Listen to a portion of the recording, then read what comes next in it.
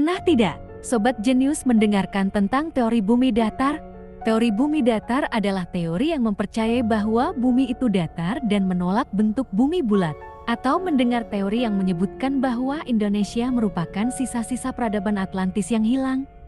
Ada juga yang mengatakan pendaratan di bulan merupakan konspirasi belaka. Teori ini juga menyatakan bahwa manusia tidak benar-benar pernah mendarat di bulan dan semua itu adalah rekayasa NASA. Mereka percaya foto dan rekaman pendaratan di bulan dibuat di sebuah studio di Nevada. Semua teori itu dikenal dengan nama teori konspirasi. Lalu apa sih itu teori konspirasi? Dan mengapa banyak orang yang begitu mempercayai teori ini?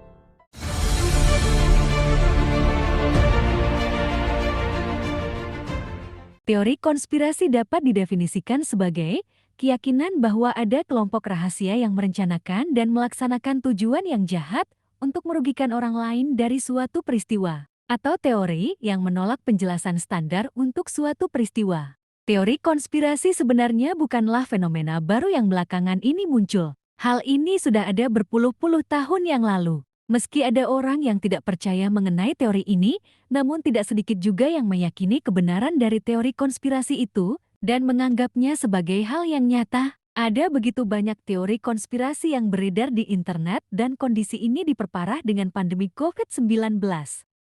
Dilansir dari Very Well Mind, para ilmuwan menduga bahwa kepercayaan seseorang terhadap teori konspirasi itu dipengaruhi oleh mekanisme psikologis pada dirinya. Ketidakpastian dunia akibat perang, bencana alam, pandemi yang melanda dunia, dan krisis ekonomi yang terjadi cenderung semuanya itu membuat kita merasa tak berdaya dan tidak punya kuasa. Sehingga akan lebih mudah untuk menarik kesimpulan dan percaya adanya sebuah organisasi rahasia yang dibuat untuk bekerja sama, merubah tatanan dunia demi kepentingan mereka. Setelah kepercayaan tersebut mengakar, kepercayaan ini menghasilkan bias kognitif yang menguat dan tertanam dalam diri seseorang, sehingga jalan pintas secara mental pun dilakukan untuk mencari jawaban dari segala hal yang terjadi. Dan mempercayai teori konspirasi merupakan jawaban dari jalan pintas tersebut. Bias kognitif ini juga memperkuat teori-teori konspirasi yang beredar tanpa adanya filter terhadap semua informasi yang ada. Biasanya para pencetus teori konspirasi mencampurkan sedikit fakta ke dalam asumsi mereka sendiri sehingga tampak seperti hal yang ilmiah dan berdasarkan data, tapi faktanya tidak demikian. Ada 3 faktor utama yang dapat menyebabkan seseorang percaya pada teori konspirasi. Yang pertama, konspirasi memberikan rasa kontrol pada hal yang tidak terkontrol. Manusia secara alami tidak menyukai ketidakpastian dan cenderung menyukai hal yang terstruktur dan aturan tersusun dari dunia. Saat dunia tampak sangat kacau dan berada dalam ketidakpastian, orang-orang ingin memahami tentang apa yang sedang terjadi.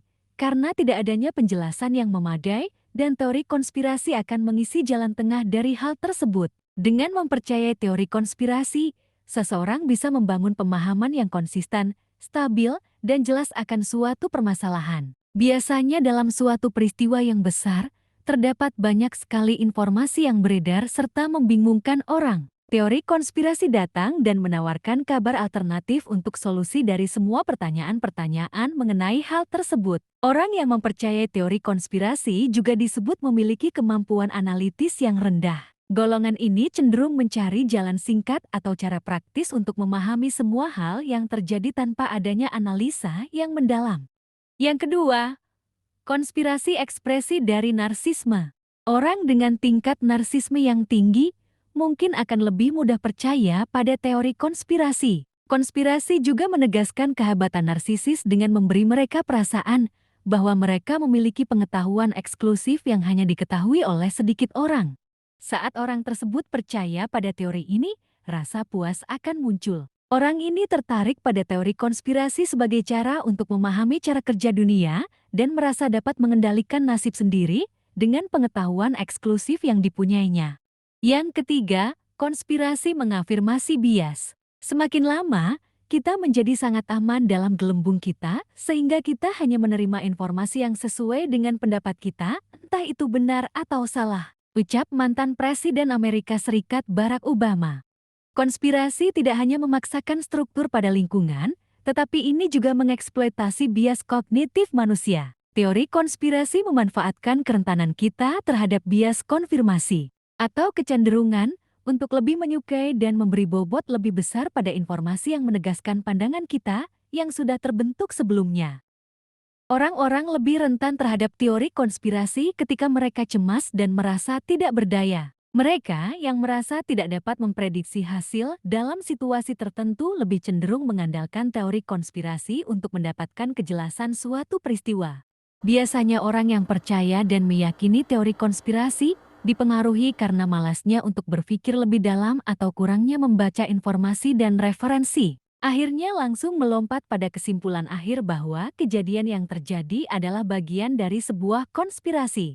Sebagai penutup, seperti yang dikatakan oleh Sir Arthur Conan, penulis dari buku terkenal Sherlock Holmes, adalah kesalahan terbesar untuk berteori sebelum seseorang memiliki data. Secara tidak masuk akal orang mulai memutarbalikkan fakta agar sesuai dengan teori, daripada yang seharusnya teori yang sesuai dengan fakta.